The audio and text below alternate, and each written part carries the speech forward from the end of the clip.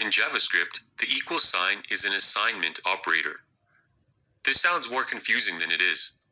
It just means that the value of the left operand is equal to the right operand. In the equation, x equals y, the equal sign assigns the value of y to x. This is important because it allows us to compute values of two different data types, such as numbers and strings. Let's take a look at an example.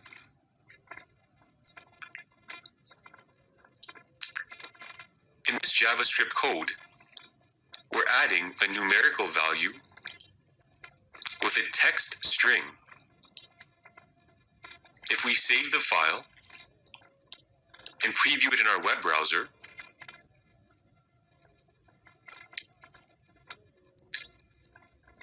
we can see that the numerical value 30 is attached to the text string hats.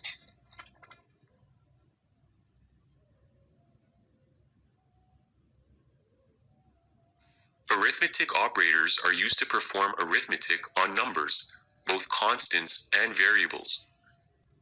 This chart provides a quick overview of the different operators that can be used. Now let's go over some examples to see how each one works. We'll begin by adding two numerical values.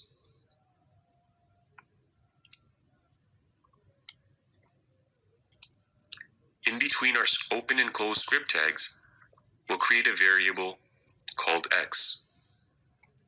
The value of x will be 100 plus 50.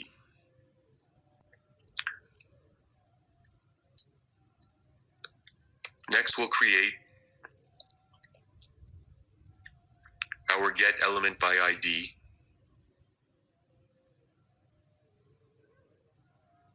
And the ID will be the word add. Now we'll go ahead and create the paragraph that'll contain the outputted value.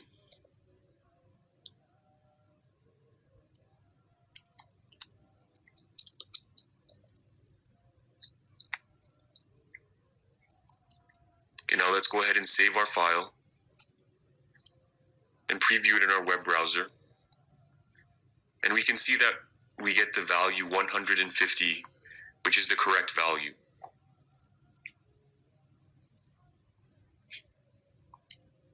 Now let's go ahead and perform another calculation. This time we'll add two values and multiply the result by the value of another variable. So let's go ahead and define two variables. Variable A, which will equal 3. Variable B, which will equal 20 plus 30 multiplied by A. So in this case, it'll be multiplied by 3.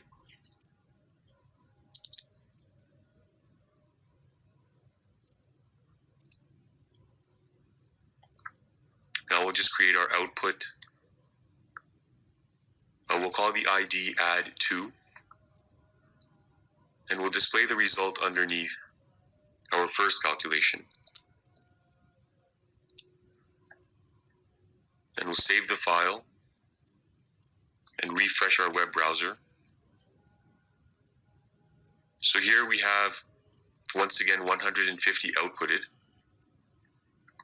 Okay, so that would be 20 plus 30, which is 50, multiplied by 3, which equates to 150.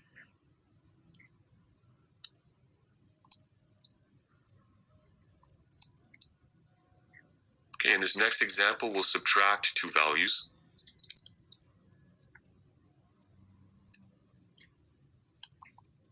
We'll call the variable C, and we'll do 100 minus 50. And this time we'll give it the ID sub,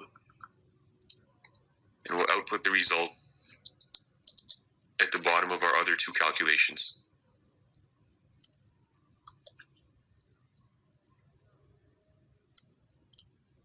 And there we have it. So that's how we multiply, add, and subtract.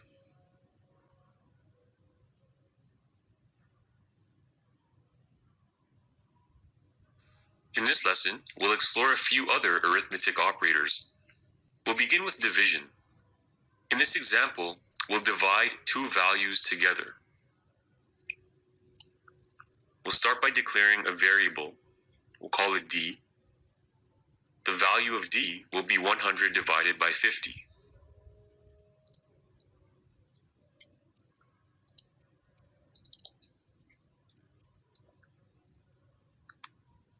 Next, we'll set up our output.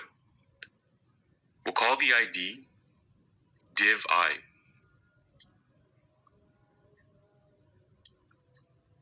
And we'll set up a paragraph in our body tag to display the output.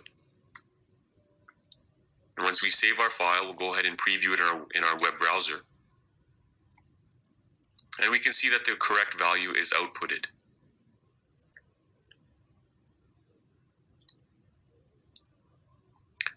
Next, we'll increment the value of variable. So to do that, for this example, we'll go ahead and declare a variable called x and give it the value of 5.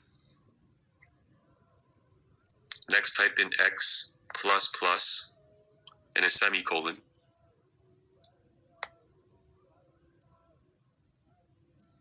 This will increment the value of x by 1. So if x equals 5, the next value up would be 6. We'll store the incremented value in a variable called z. And then we'll go ahead and set up our output.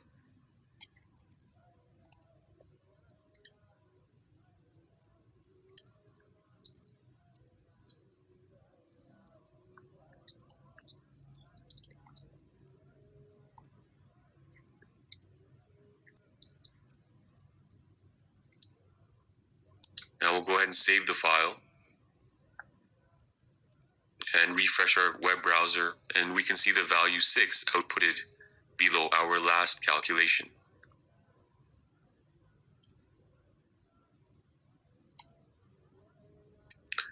We can also decrement the value of a variable.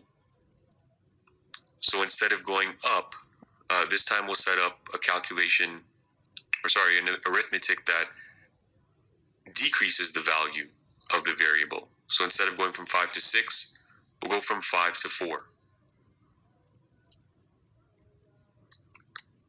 set up a new variable, and we'll call this variable h.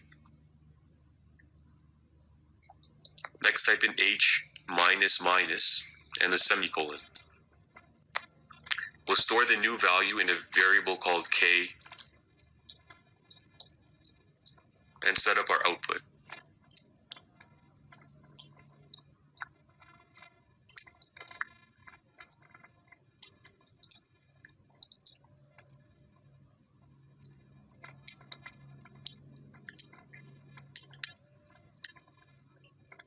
I will save our file and refresh our web browser, and we can see that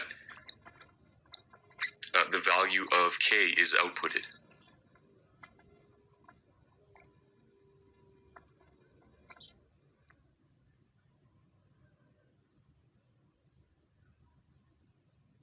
Operator precedence determines the order in which operations are performed in an arithmetic expression. As in traditional school mathematics, the order of computations follows the following sequence: brackets, exponents, division, multiplication, addition, and subtraction. To illustrate this example, let's take a look at a basic equation. Here, we have 50 plus 200 in brackets multiplied by 3. In this equation, 50 would be added to 200 first. The result would then be multiplied by 3. We'll go ahead and test this in our web browser, and we can see we get the correct result, 750.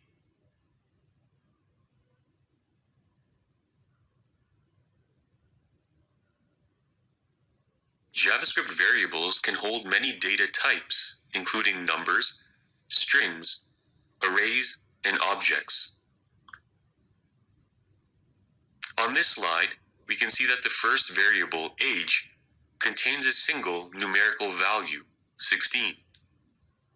The second variable, last name, stores a string, Johnson. The variable cars stores multiple strings. This is known as an array. We'll explore arrays in more detail later in this course. The last variable, person, is an object. Object variables also store multiple values, but each value is relevant to an assigned property. For this reason, each name and value in an object is referred to as a single property. In this case, first name John is our first property of the object person. Don't worry if you find this confusing. We'll work with objects later in this course.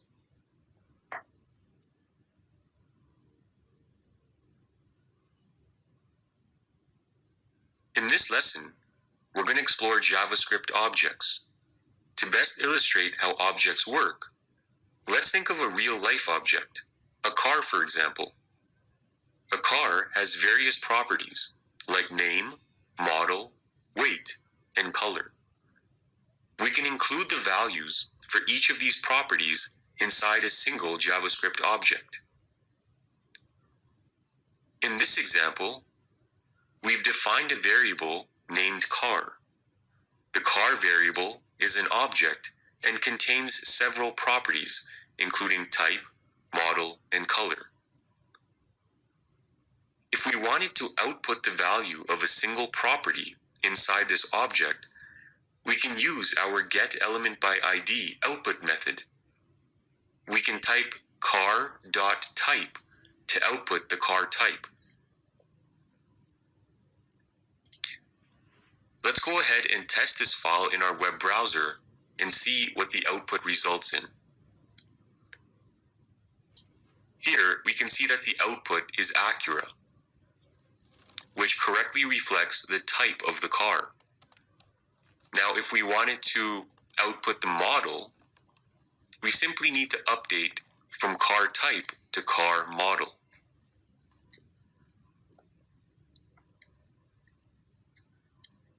We can save our file and refresh the page.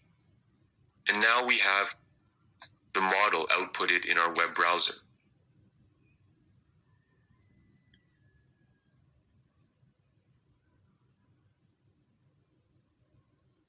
We can output multiple object property values in a single line of text, as shown in this script. Here, we have a variable object named person. This object has 4 different properties: first name, last name, age, and eye color. Using our getElementById output method, we can call multiple property values to form a sentence. Each value, in addition to the first one, can be added with a plus sign. The text strings in between the variable properties must be in quotes. This particular script will list the first property value, which is the first name. So for example, John has, and then the eye color property, so in this case, blue. John has blue eyes. That will be the output in our web browser, and we can test that by launching this script in our web browser. And as you can see here, it outputs the correct sentence.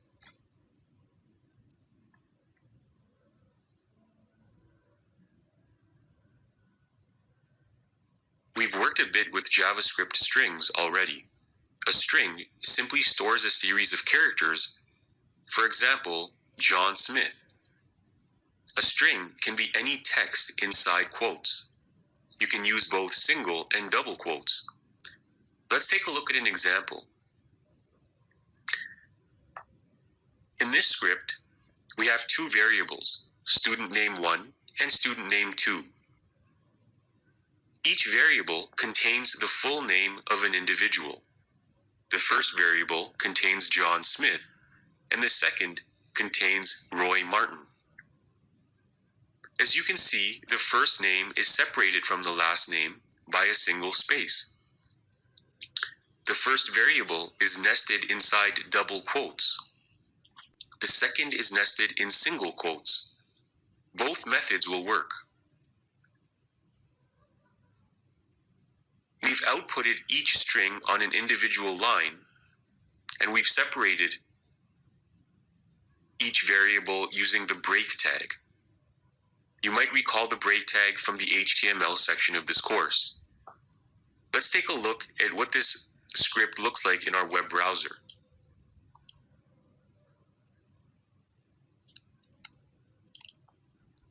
Here we can see each variable outputted on its own line in our web browser. Now let's take a look at another example to illustrate the use of quotes inside of a string.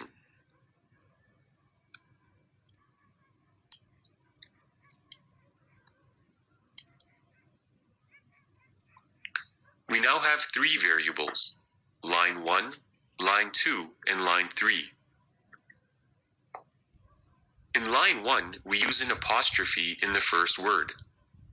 This is acceptable in JavaScript. Variable line 2 and line 3 show the correct method of using quotes inside a string. You can use quotes as long as they don't match the quotes surrounding the string. So for variable line 2, we've used double quotes surrounding the string, and for that reason, single quotes around the name Xavier.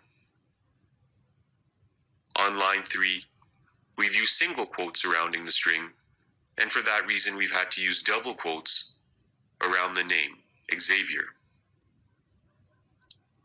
We'll save our file and preview it in our web browser, and we can see that everything works correctly. We can see the apostrophe in the first line. We can see our single quotes and our double quotes outputted from variable 2 and 3.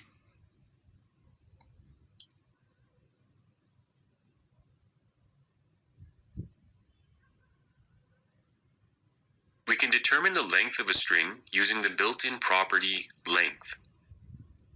In this example script, we have a variable called txt, which contains all 26 letters of the alphabet. To output the length of this string, we can set our inner HTML property to txt.length.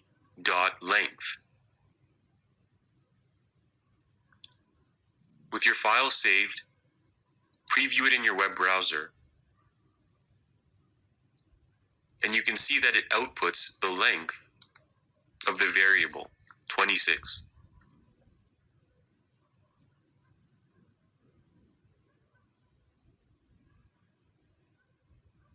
As we're aware, strings must be written within quotes.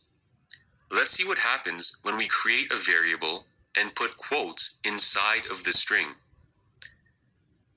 In this example, we've placed quotes around the word players in our sentence.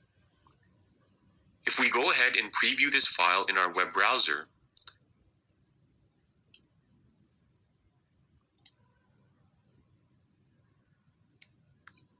we can see here that the text does not output as it should.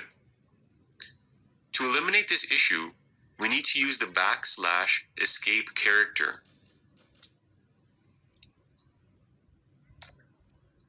We must put one before the initial quote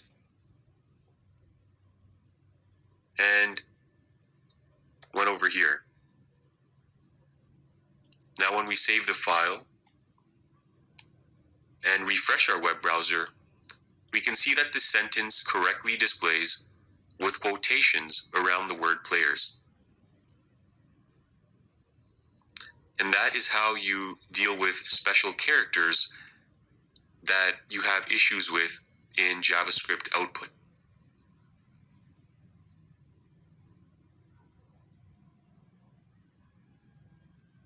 We can use JavaScript functions to generate a random number.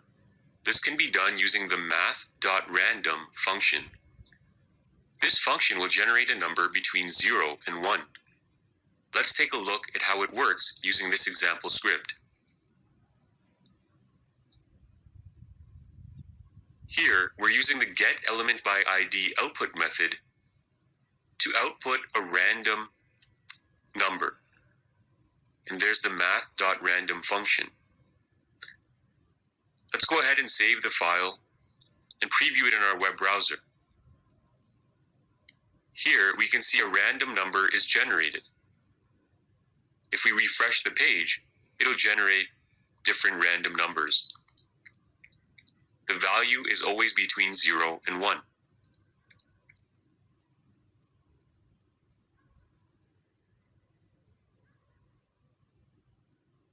We can use the math.min or math.max function to find the lowest or highest value in a list of arguments.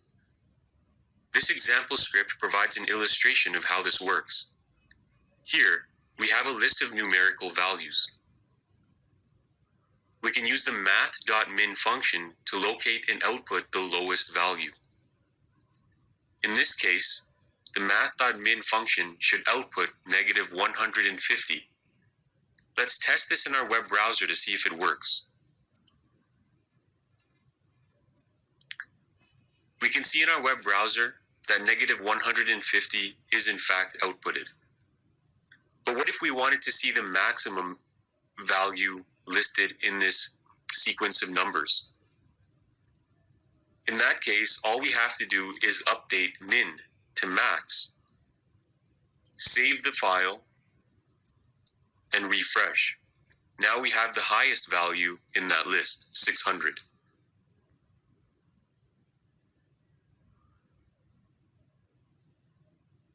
We can round decimal numbers to the nearest integer using the math.round function. In this example, we use the math.round function to round the value of 15.4 to the nearest integer. Since the value after the decimal is below 0.5, the number will be rounded to 15. We can test this in our web browser to confirm the results.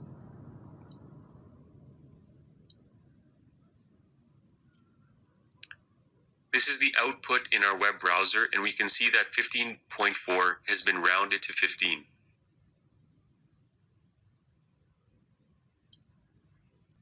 Now, if we update the value to 15.6, the number will be rounded to 16.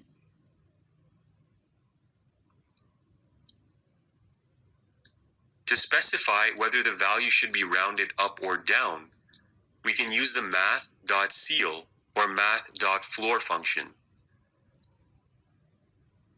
Let's go ahead and specify that we want 15.6 to be rounded down, so we'll change it to math.floor. After saving the file and refreshing the page, we can see that it now rounds down. If we wanted to round it up to 16, we can specify that by putting math.ceil.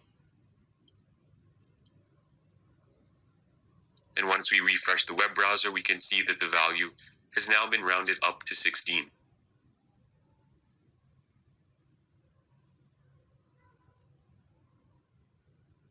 JavaScript arrays are used to store multiple values in a single variable. In this example, we've created an array variable called fruits and stored 6 values into it. Each value contains the name of a fruit.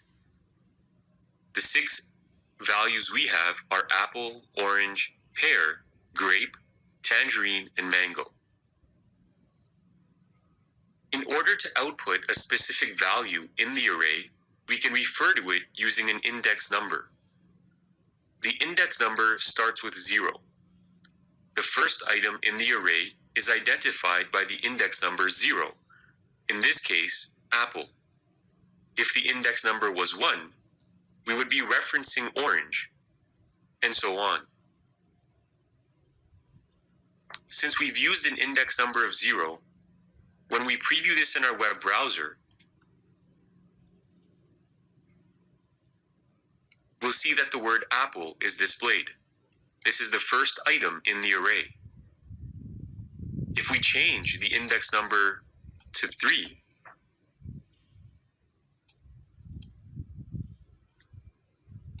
we'll see that the word displayed in our web browser changes to grape.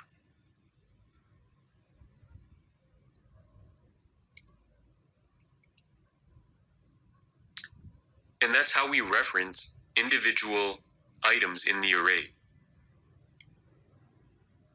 In the situation where we wanted to display the number of items in the array, so for example, here we have 6 items, we can use the length property. We've used the length property before.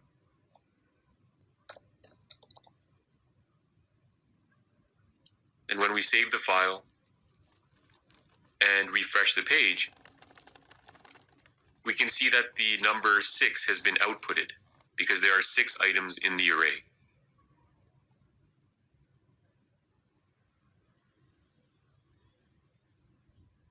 There are many ways that the values in an array can be outputted. We can output each value in the array by using the toString method. To do so, simply type in toString and an open and close bracket. I'll save the file and we'll preview this in our web browser. And we can see here that each item in the array has been outputted. You'll also notice that each value is separated by a comma. If you want to specify the separator, use the join method.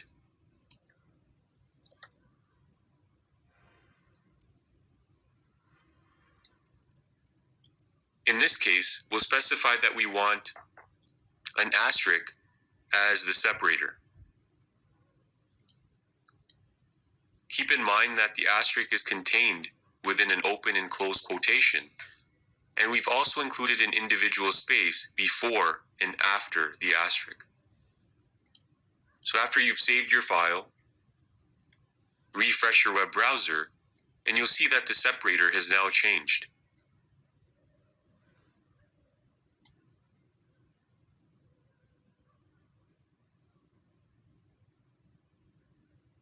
We can remove the last element of an array from being outputted by using the pop method.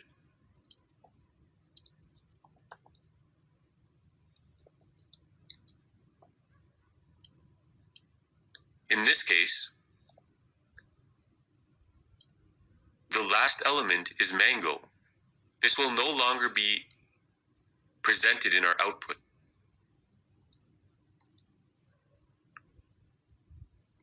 As you can see in our web browser, mango is not outputted.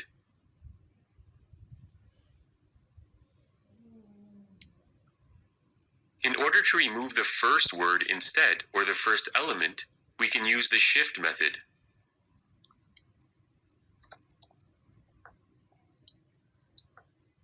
Now when we save our file and refresh our web browser, you'll see that mango reappears, but apple has been removed. To add a new element to the end of an array, we can use the push method.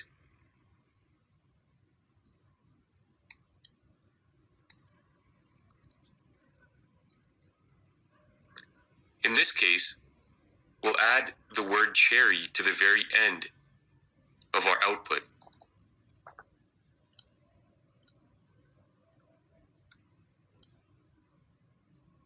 And you can see that we now have a new element that has been outputted.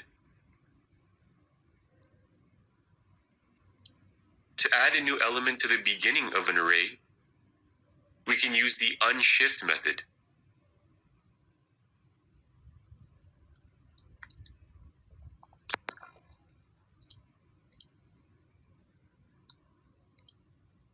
We can see that the element cherry has now been added to the beginning of the array.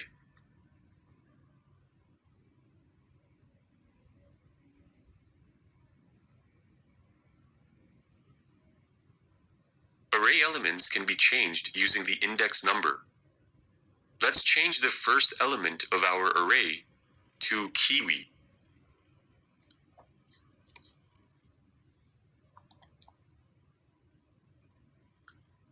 We'll start off with the name of the array, fruits, and then specify the index number corresponding to the value we want to amend.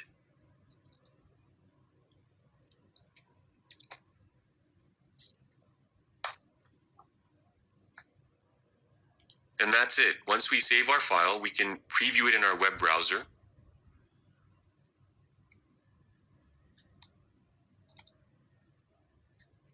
And we can now see that the first value, apple, has been amended to kiwi.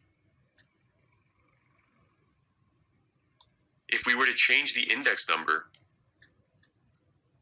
let's say to 3, and save our file and refresh, we can see that grape has now changed to kiwi.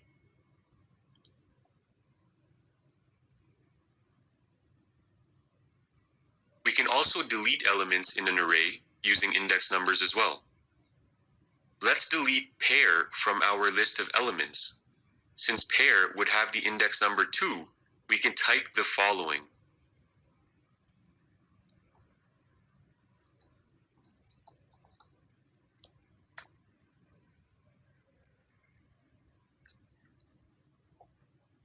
We'll save our file.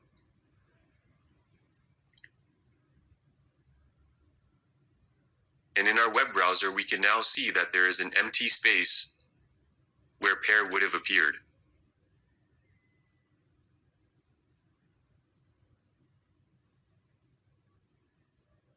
The splice method can be used to add multiple new items to an array. This method also allows us to specify the position of the new elements and also if any elements should be removed. Let's go through an example to better illustrate this concept.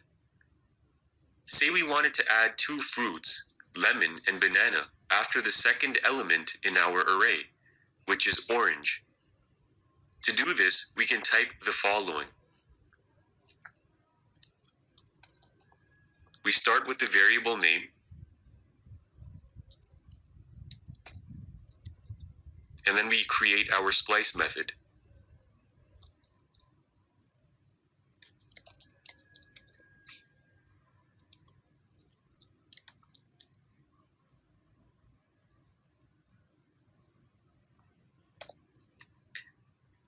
The value 2 indicates that we want the new elements to start with an index number of 2.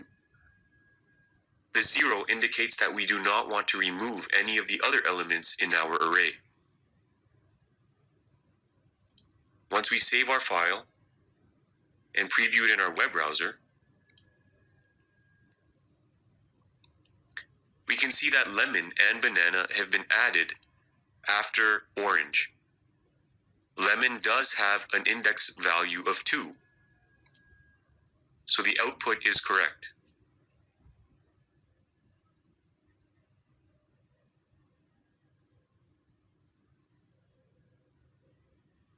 We can sort an array alphabetically using the sort method. This sample script includes an array variable named cars. There are 4 elements in the array: Volvo, Acura, Honda, and Lexus. Let's go ahead and add the sort method into the script to sort the elements alphabetically from A to Z. We start with the variable name, cars, and then enter the sort method. We'll save our file and preview it in our web browser to make sure it worked. We can see here that each array element is now sorted in alphabetical order.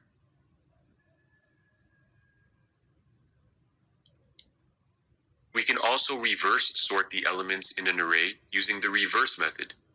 To do so, simply type the following line of code into your script.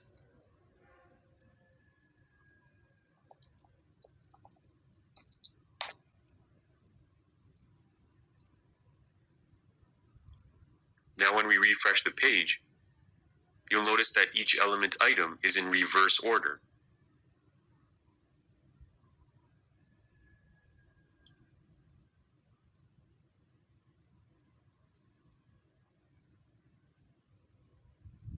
We can join two arrays using the concat method. In this sample script, we have two arrays, one named girls and the other boys. The girls array has 4 elements: Julie, Samantha, Laura, and Jill. The boys array has 5 elements: Bob, Joe, Walt, Sam, and Fred. The third variable is named combined. This variable will store the element values of both arrays using the concat method. To output these values, we can use our getElementById output method.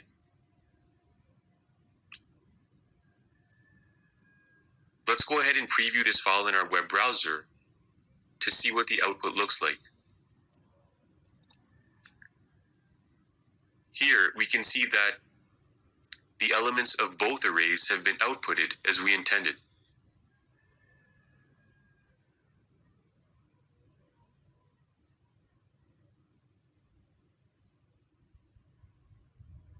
When programming in any language, it's very common to create logic that performs different actions based on one or more conditions.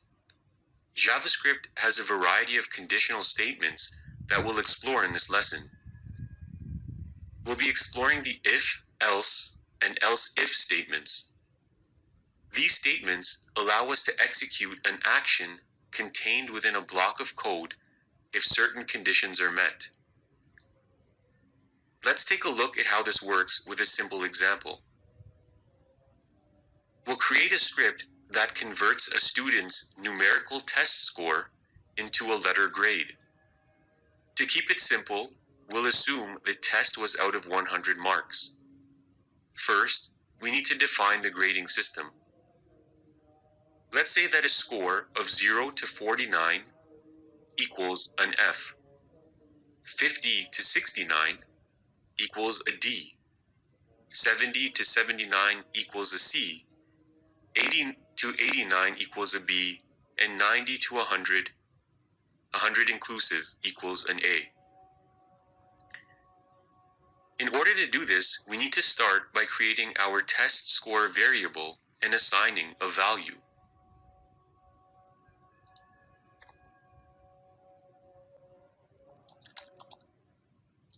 We'll call the variable score. And we'll assign a value of 65 for now. Keep in mind that we'll make changes to this score to test our script later on. Next, we'll need to start with our first if statement. If the score is less than 50, we want to output an F. So start by typing if score is less than 50,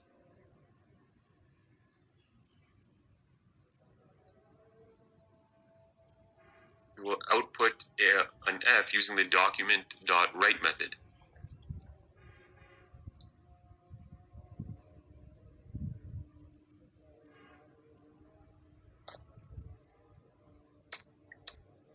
If the score is greater than 50 but less than 70, we want to output a D. Since we're adding a condition to our original if statement, we must start this condition with the else if statement.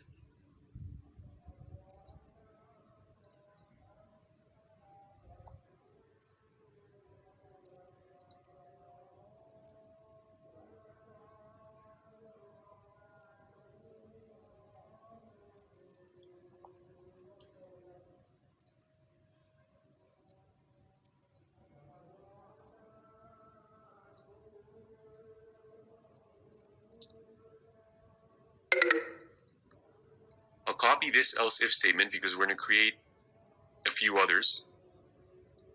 So the next one we need is if the score is greater than 70 but less than 80, we want to output a C.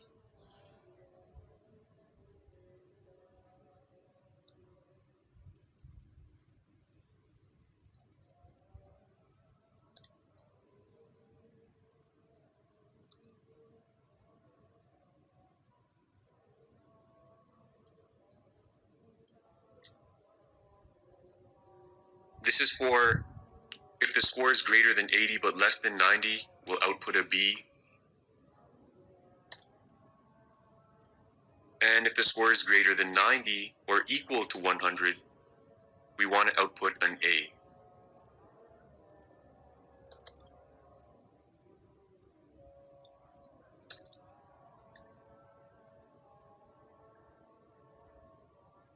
Now, the last thing we want to do is if the score is anything above 100, we need to display an error message indicating that the score must be less than 100 because the exam was out of 100 marks.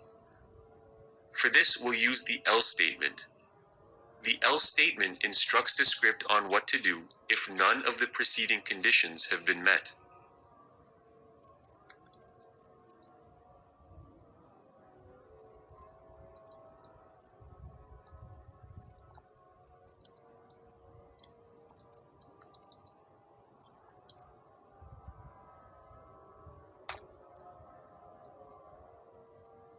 And I'll go ahead and save this file and preview it in our web browser.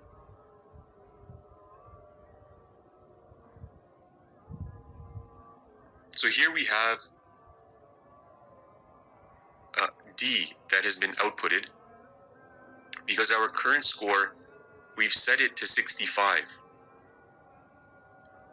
Now that is greater than 50 and less than 70. So if we were to change our score, let's go ahead and change the score to 81.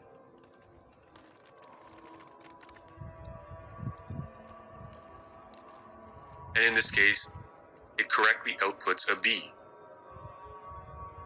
because that's over 80 but less than 90. Now let's see what will happen if we create a score above 100.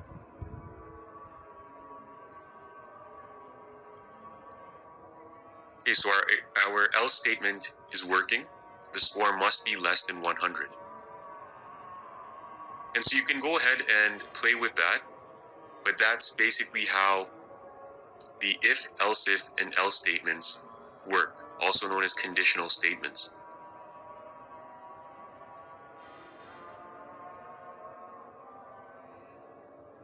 Comparison operators are used to compare the equality or difference between variables or values.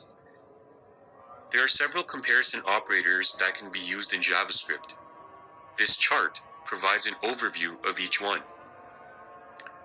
We'll go through a few of them to demonstrate how they work. In this test script, we've created a variable and assigned it a value of 6. We'll use the getElementById method to output a true or false result when using different comparison operators to compare our variable value with another value. Let's start with our equal to operator. Let's test to see if our variable value is equal to 8. We know that this is not the case, so our script should output the word false when we test it in our web browser. So I'll save this file and just test it in the browser. And we can see that it does in fact output the word false. If we were to change the value to 6, and refresh our web browser, the output is true because our variable value x is in fact equal to 6.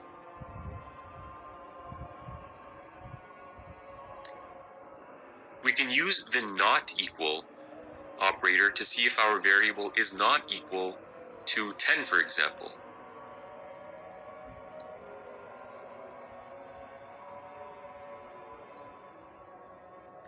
This is the symbol for not equal. We'll update the 6 to 10. So we know that our variable value 6 is not equal to 10. So when we test this in our web browser, it should display true, which it does. Now if we were to change this to 6, it should display false, because our variable value is in fact equal to 6. You can test test out the remaining comparison operators and see what the outcome produces.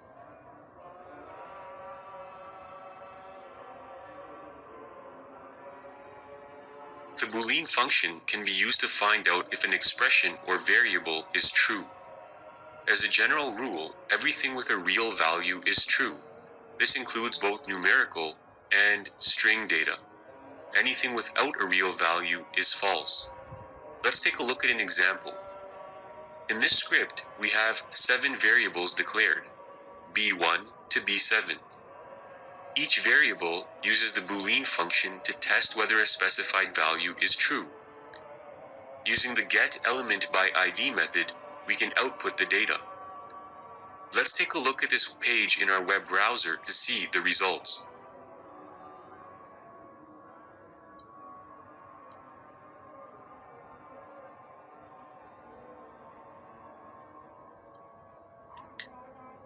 We can see in our browser that all the numbers, including 80, 2.6, -10, are true. The same goes for variable b6, which contained the equation. The strings included in variable b4 and b5 are also true. The last variable, variable b7, which contained the value 0, is false.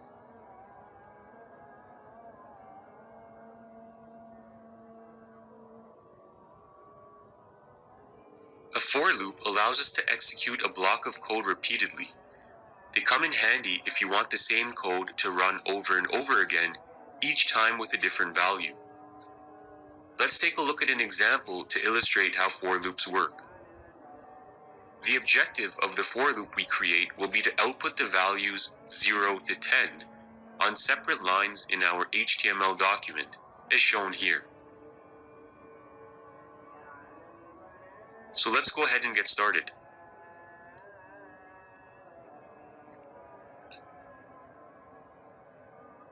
The first thing we need to do is declare the variable that will contain our initial values. We'll call this variable count. Now we can create our for loop. To do so, type the following block of code.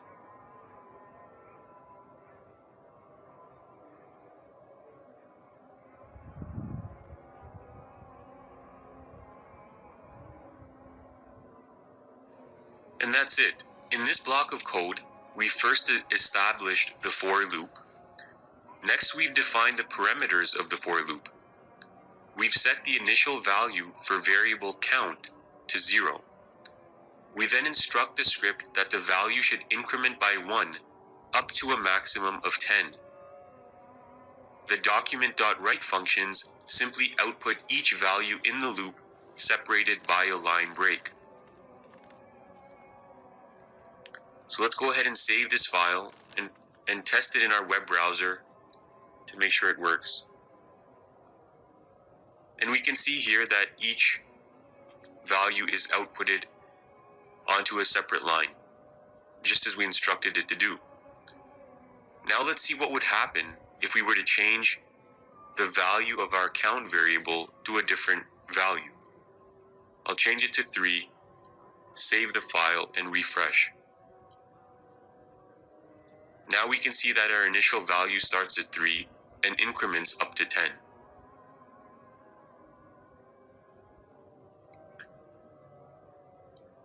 We can increase our maximum value by changing 10 to 20, for example. And now it'll keep looping until it reaches 20 instead of 10.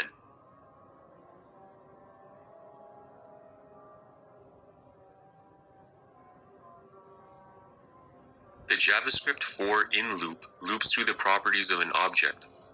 In this example script, we've created an object variable called person.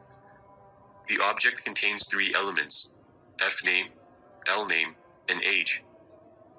The for in loop will loop through each item of the object and output the data. Let's go ahead and test this in our web browser to see the result.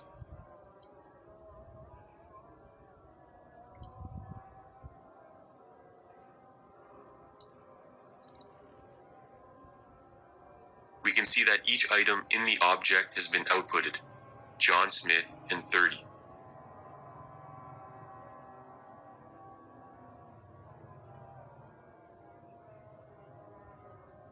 The while loop will loop through a block of code as long as the specified condition is met. Let's take a look at an example. We'll create a script that outputs the values of a variable as long as the value does not exceed 20. We will start by creating a variable to store our initial value.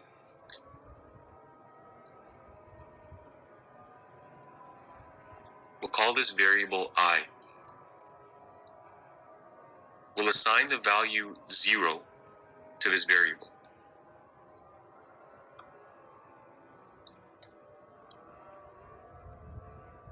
Now we can create our while loop.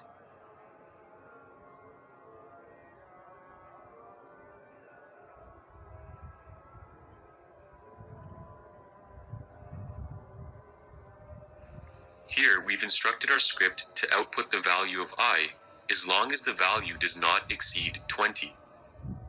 The while loop will loop over and over 19 times in this case.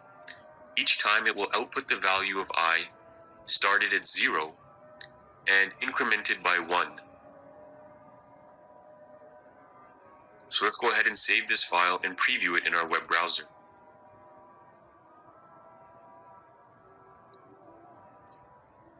So we can see that the value starts at 0, that's the initial value of I, and it's incremented by 1 up until 19. We can modify our script if we adjust our maximum value to 40. We can now see that it goes up to 39. We can also adjust the value of I if we wanted to start the incrementing at 5.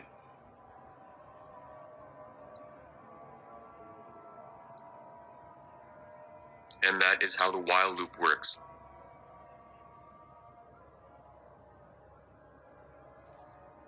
The do-while loop is a variation of the while loop. A do-while loop will always execute the entire code block once before checking if a condition is met. If the condition is met after the first pass, it will then loop the code block as long as the condition remains true. Let's take a look at an example to illustrate this. On this HTML page, we have a JavaScript function that's executed when a button is clicked. We can see the onClick event in our button element that triggers the function named myFunction. The function in our JavaScript tag starts with defining a variable named I with an initial value of 0. Then we have the syntax for our do-while loop. This loop will start by outputting the value of I and incrementing it by 1.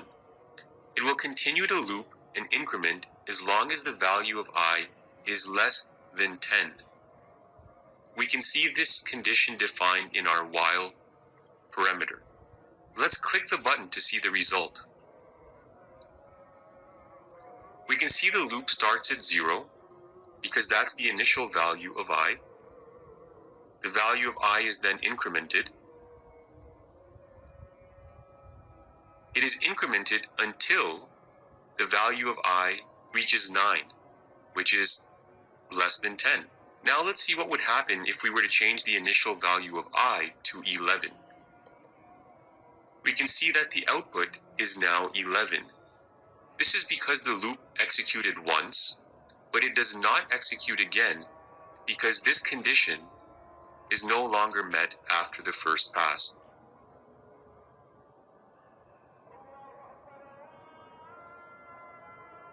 We can use the JavaScript break and continue statements to either exit a loop or skip an iteration of a loop. Let's start with the break statement. In this example, we've declared a variable I.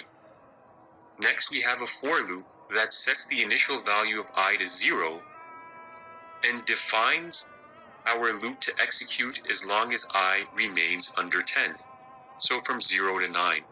We then have an if statement that will stop the loop if the value of I hits 3, and that's what the break statement allows us to do. In our web browser, we can confirm that the loop did stop when I hits 3. You can see it, we only have the value 0, 1, and 2 outputted. If we replace the break statement with a continue statement, we can skip an iteration of the loop when the value is equal to 3. The loop will continue as normal after the skipped iteration. So you can see that we go to 0, 1, 2, 3 is skipped, and then the loop continues onward until the value 9.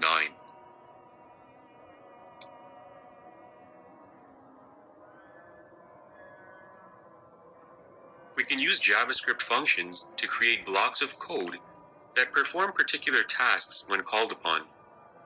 Let's take a look at an example to illustrate how functions work. Here in our script tags, we've defined a function called myFunction. This function has two parameters, a and b. You can call your function anything you like. The name can contain letters, digits, underscores, and dollar signs. The code to be executed inside the function is placed within a set of curly brackets. In this case, the function is meant to output the value of a multiplied by b. To do this, we use a return statement. It's important to note that a function will stop executing once it reaches the return statement. The values of a and b are contained in our inner HTML function, in this case 8 and 2. These values are known as arguments. They define the values of the parameters inside the function, in this case a and b. And you can see that we've referred back to the function name as well before inserting our arguments in the brackets. We can see in our web browser that the arithmetic was performed, as 8 times 2 is 16. One of the key benefits of functions is they can be used as many times as needed with different arguments to produce different results. For example, to multiply different values in place of 8 and 2, simply update the arguments. Now we're multiplying 6 and 5, and you can see that the output is correct, 30.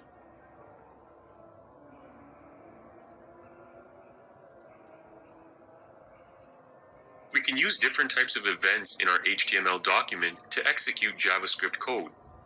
There are many different types of events, but some common events include mouse clicks, mouse overs, mouse out, key down, and document load. Let's take a look at a basic on-click event. In our sample HTML file, we have a button element that will display the time when clicked. In this case, the event is the click, and the function that is triggered is the date function. We've used the inner HTML statement to display the output. We can see in our web browser when I click the time button, the date is displayed, the date and time. We can change on click to on mouse over.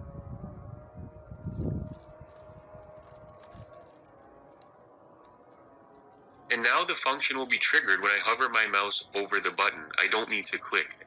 If we change it to on mouse out,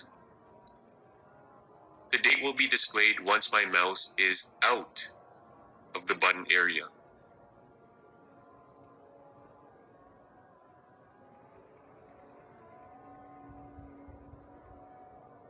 Now that we have a better understanding of how JavaScript works, it would be a good time to work on a couple of projects. First, we'll start with a simple script that changes the background color of a web page every time the page is refreshed. We can see the end result in this example. Every time I press the refresh button, you can see that the background color is changing. So let's go ahead and get started. The first thing you need to do is set up your basic HTML page structure and save the file on your computer. Next, create your script tags inside the body tags. Inside our script, we need to define a variable that stores all the possible background colors in an array. So here we have a variable called bgcolor, and it stores 8 values inside an array, and each value is a hex code representing a different color. You can use the same colors we've used, or different colors if you like. Now we'll need to create the JavaScript statement that will randomly select one of the colors in our array and apply it as the background color each time the page is refreshed. So to do that, we've used the document body style property and set it to a randomized value in the bgcolor array index. The value of the index is derived by multiplying a random value between 0 and 1, and that's done using the math.random statement. We've multiplied it by the length of the array, which is 8. We then use the math.floor statement to round the value to the nearest whole number. So this gives us the value of our index number in the bgcolor array, and each time it's going to be different. So that means each time the background color will be different as well. And that's it for the script. Once you're done, just save the file and preview it in your web browser.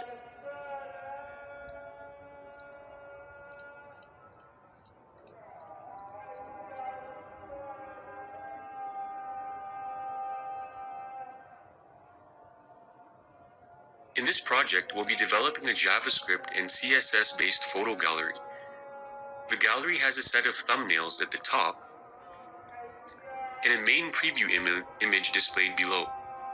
When a user hovers their mouse over the thumbnail, the main preview image changes to the corresponding thumbnail. There's also a hover effect on the thumbnails and some CSS styling for the borders, background color, and text formatting. Before we get started, you'll need to download the images folder that contains the images for this exercise from the downloads folder. Once you've done so, you must place the entire images folder in the same directory that you'll be saving your HTML file into. With that complete, let's go ahead and get started. Create your basic HTML page structure and save the file. You can give it any file name you like. Next, we'll need to create a style sheet for our page with several style rules. The first rule will style the page elements. We've set the background color of the body to hex code 222. We've created a margin at the top of the page. We've set the default font family to Arial and the default font color to white. The next rule here is a class definition for the thumbnails. In this class, we've defined the height as 80 pixels, border is 4 pixels solid with a hex code of 555, 1 pixel padding, and some margin on the left and the right. So that's what gives us this look for each thumbnail image. Next, we have a class for the hover effect on the thumbnails. This will change the color of the border to a 4 pixel solid border with this hex code, and that's a light blue color. And the last style we have here is the class that will style the main preview image. We've given the preview image a border, some padding, and a width of 800 pixels.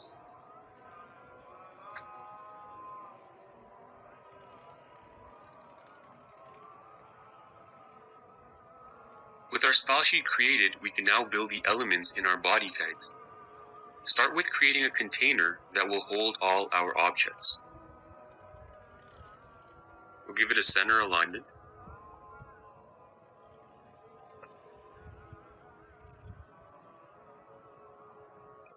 Next, we'll create a heading for the page using header tags, and then just add a break after the header.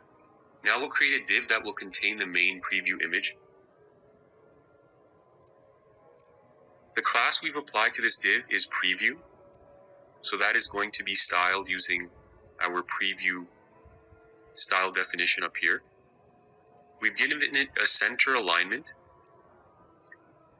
It's important to note that we've also inserted the default image that will be displayed when the page loads. And we've given this image a name, preview. And we've set the source to image 1 in our images folder. So keep that in mind, that it's important to note that we've named it preview because we'll be using this in just a moment. The next thing I'm going to insert here is the code block for the thumbnails.